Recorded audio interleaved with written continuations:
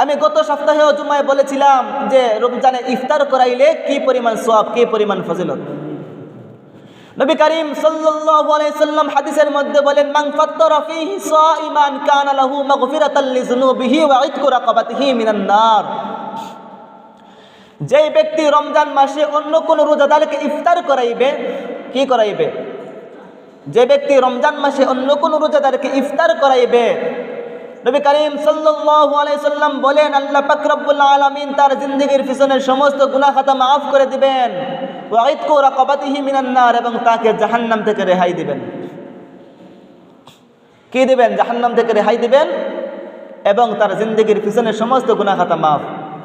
যদি আপনি অন্য একজন রোজাদারকে ইফতার করান, একজন রোজাদারকে যদি ইফতার করান, ওয়া কানা লাহু মিসলু আজরিহি মিন গায়রি আন ইয়ানতাকিদা মিন আজরিহি শাইউন, এবং আপনি একজন রোজাদারকে ইফতার করানোর কারণে আপনি একটি রোজার সওয়াব পাইবেন। অর্থাৎ আপনি যাকে ইফতার করাইলেন সে রোজা রেখে যে সওয়াব পাইছে, আপনি তাকে ইফতার করাইয়া তার সমপরিমাণ সওয়াব পেয়ে যাইবেন।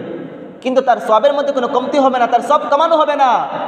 আপনার সওয়াব আপনার জাকাত থাকবে, কিন্তু এক্সট্রা বাড়তি আরও সে যে রোজা রেখেছে, সে রোজা রেখে যে সওয়াব পাইছে ওই সওয়াব আপনিও পাইবেন তাকে ইফতার করানোর কারণে।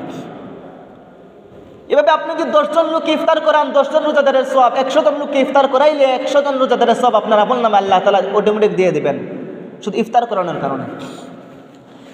সাহাবায়ে কেরামগণ নবী করিম সাল্লাল্লাহু আলাইহি ওয়াসাল্লামের দরবারে আরজ করলেন, ইয়া রাসূলুল্লাহ, ইয়া হাবিবাল্লাহ, কুল্লু নাজিদু মা নুফাত্তিরু বিহি সাইম, আমাদের মধ্যে এমন অনেক আছে যারা রোজাদারকে ইফতার করাইবার মতো সামর্থ্য নাই, তারা কিভাবে কি করবে?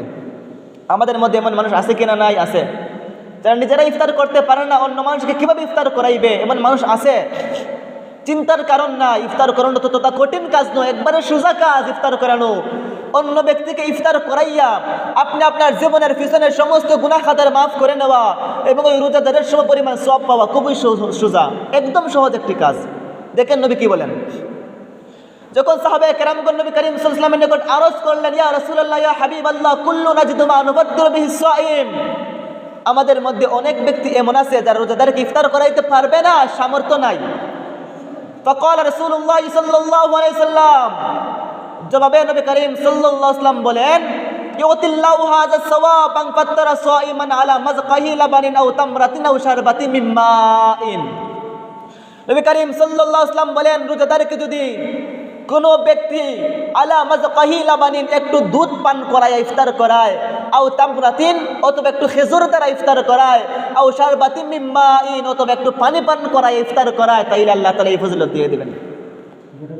তাইলে বলেন তো ইফতার করানো কি খুব কঠিন কাজ, কষ্টের কাজ? না। আপনি রোজা রেখেছেন, অন্য রোজাদারকে ইফতার করানো খুবই সোজা একটি কাজ। নবী বলেন, তোমার সামর্থ্য নাই, তবে তুমি যদি অন্য কোনো রোজাদার ব্যক্তিকে সামান্য দুধ পান করায় ইফতার করায় নাও, অথবা একটু খেজুর খাওয়াইয়া ইফতার করায় নাও, অথবা সামান্য একটু পানি পান করাইয়া অন্য কোনো রোজাদার ভাইকে ইফতার করাইয়া নেও, তাইলে ওই ব্যক্তি রোজা রেখে যে সব পাইবে, আপনি তাকে ইফতার করে এসে সব পাইবেন। তাইলে আপনি যদি সামান্য পানি পান করান রোজাদারকে ইফতারের সময়, আপনিও তার সমপরিমাণ সব পেয়ে যাবেন। কত ফজিলত ইফতার করানোর।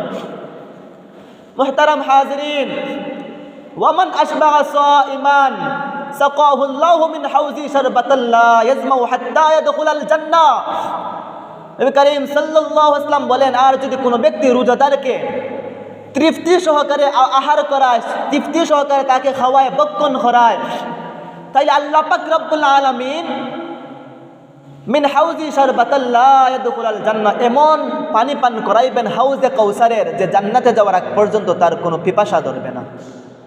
যদি কোনো রোজাদারকে আপনি তৃপ্তি সহকারে পেট ভরাইয়া আহার করান, ভাত খাওয়ান, তাইলে আল্লাহ তাআলা আপনাকে এমন পানি পান করাইবেন হাউজে কাউসারের, জান্নাতে প্রবেশের আগ পর্যন্ত কোনো পিপাসার্থ হবেন না।